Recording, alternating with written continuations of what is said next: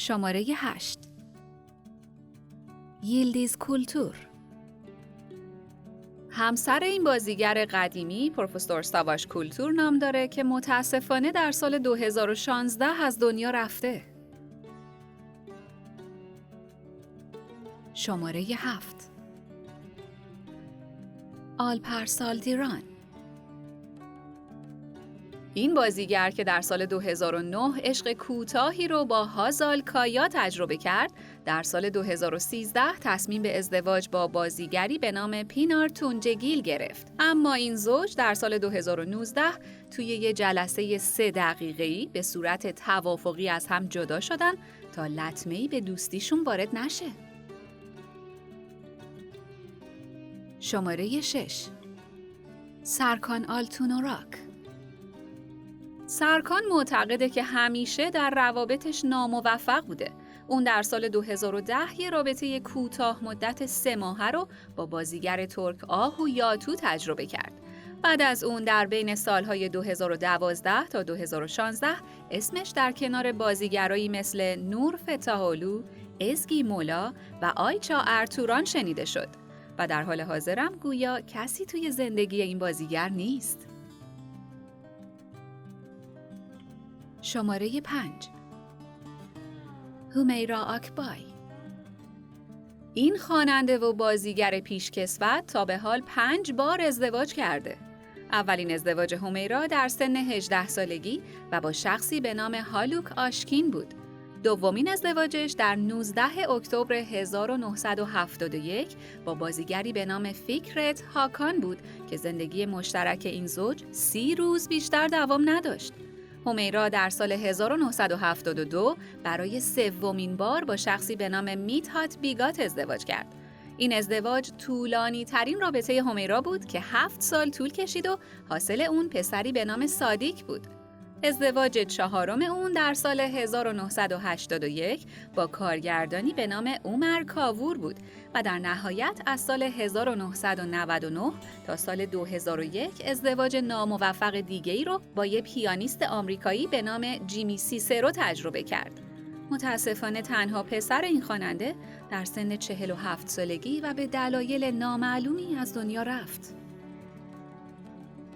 شماره 4 آونی یالچین. این بازیگر 75 ساله تا به حال 2 بار ازدواج کرده و بچه مشترک هر دو همسر سابقش اینه که بازیگر تئاتر بودن. ازدواج اول این بازیگر با آیش گل دوریم و حاصل اون 2 پسر به نامهای باریش و دوریم بود. ازدواج دوم اون با آیش کوکچو بود که از سال 1994 تا 2001 طول کشید. شماره 3 سلین شکرجی.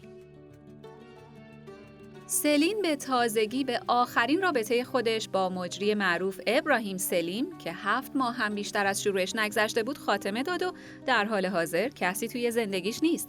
اما اگه کنجکاوین که بدونین قبل از اون کیا توی زندگیش بودن، باید بگم که اون از سال 2014 تا 2018 با کان تاشانر یه رابطه عاشقانه رو تجربه کرد و بعد از اون هم در همون سال با جانر جیندروک آشنا شد. اما این رابطه هم در سپتامبر 2019 به پایان راه خودش رسید.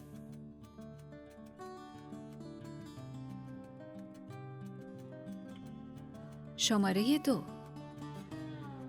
روژدا دمیرر.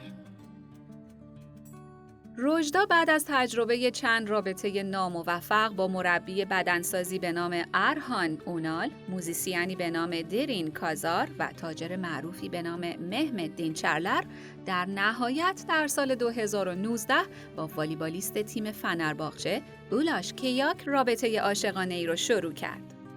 این زوج در اوایل سال 2021 اولین قدم رو به سوی ازدواج برداشتن و در یه مراسم خانوادگی به طور رسمی با هم نامزد کردن. شماره 1 اوزگه اوزپیرینچی. اوزگه متأهله. اون در سال 2008 وقتی 22 ساله بود با انگین آلتان دوزیاتان وارد رابطه عاشقانه شد. اما این زوج بعد از 5 سال رابطه عاشقانه در سال 2013 از هم جدا شدن و بعد از اون اوزگه از سال 2014 رابطه ای رو با بازیگری به نام بوراک یامانتورک شروع کرد که در اواخر سال 2021 به ازدواج ختم شد.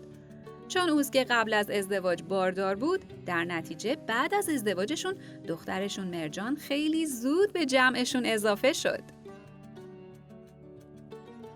بگین ببینم نظرتون در مورد این سریال چیه؟ بازی کدوم یکی از بازیگراشو بیشتر از همه دوست دارین؟